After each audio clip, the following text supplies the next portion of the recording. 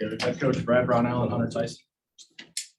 Congratulations to Bonnie's. They played an incredible second half, big time shot making. So they're a difficult team to play and really hard to play in about 18 hours because of all the different things they do offensively.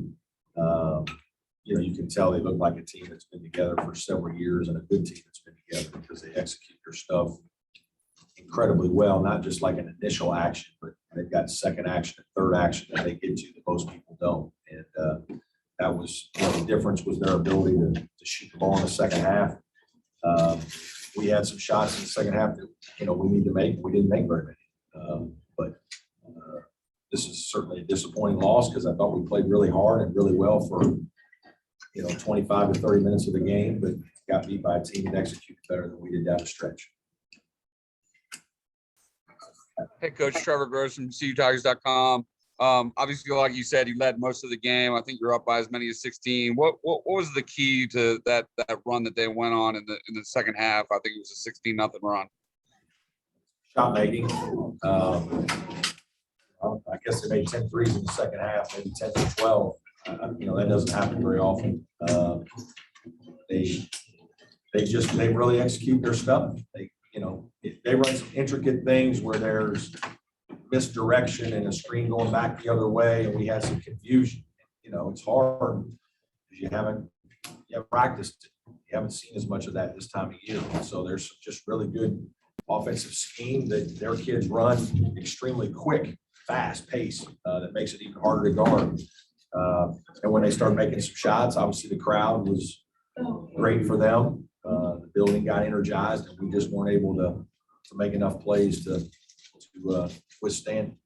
So, Brad, you mentioned the crowd. Obviously, I think there's no more, but you guys can't take more victories with it. But is it a good experience for you guys to play just in a hostile environment? Yeah, this was a great game for our team. I mean, you're playing against a NCAA tournament team, in an environment that feels a little bit like a road game, and you got to make plays to beat them. You got to execute. Hopefully, we learn from it. Hopefully, it makes us better, makes us smarter, tougher. We didn't make a couple plays that we need to make in order to beat a team of this caliber. And to their credit, those guys they kept playing. We told our kids before the game, this is going to be 40 minutes. Doesn't matter what the lead is. Doesn't matter, whether we're up, down, whatnot. These guys will never give in. You got to beat them, and they proved tonight that that's hard to do.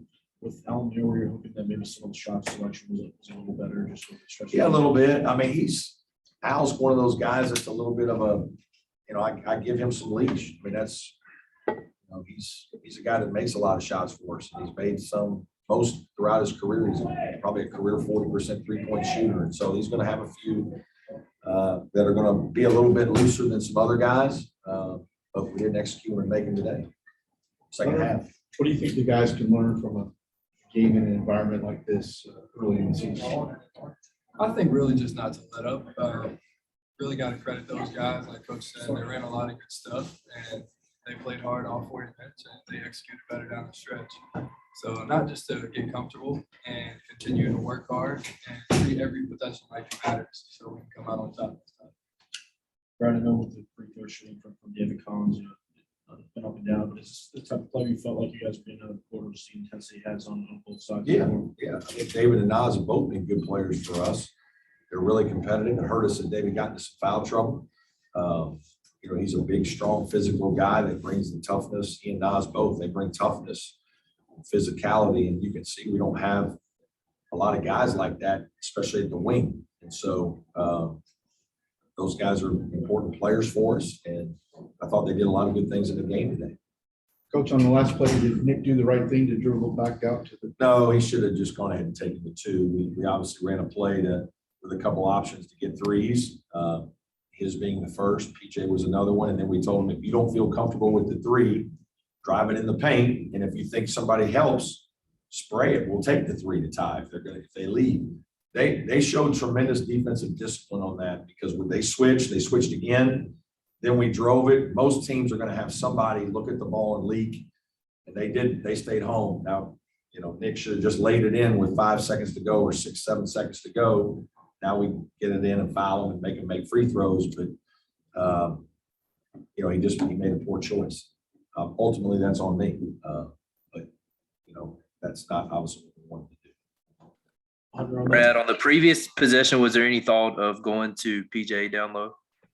We tried a couple times late, and they did a good job. We called a play to go inside, and they jumped on top of him and made it hard for us. And so, yeah, I mean, we certainly were trying to get a mix throughout the game. I think PJ's that's an area that he's got to continue to work at. He's got to really demand it down there and hold guys off and keep moving and sealing. And but we did call some action for him late in the game on a couple of occasions. I know we got it to him once late. There was kind of a breakdown after, and he got fouled. And then there was another action that we called for him that they did a really good job of. They swarmed him, and then they trapped him late too. You know, they trapped him on a possession. I don't know, with a couple minutes to go, and we probably didn't get it moved out of there as quickly as we needed to attack it. Go ahead. Hunter, on that 3 at the end of the game, did you feel like you got a good look that you wanted at the end there? Yeah, I mean, it was a great look. Just got it knocked in, you know, it felt good, but missed it by maybe half an inch. So next time I'll be ready.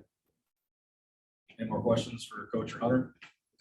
Coach, obviously you can't do too much over this loss with a game on Sunday, but I imagine whether it's West Virginia or Marquette, I mean, that's a pretty good opportunity for y'all.